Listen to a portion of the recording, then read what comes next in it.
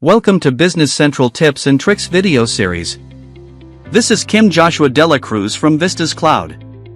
You can easily navigate to a master entity in Business Central using a simple keyboard shortcut.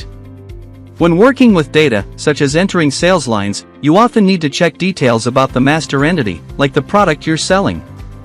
Business Central allows you to jump directly to the item from the sales lines or any other place where the item is referenced.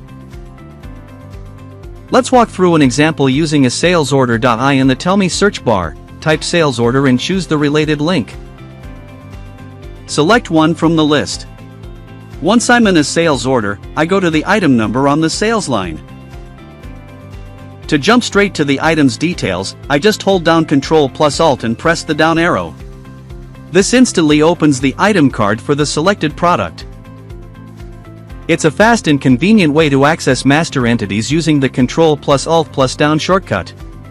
Whether you're looking at customers, items, or any other referenced field, this shortcut works throughout Business Central, making it easy to move between related data effortlessly.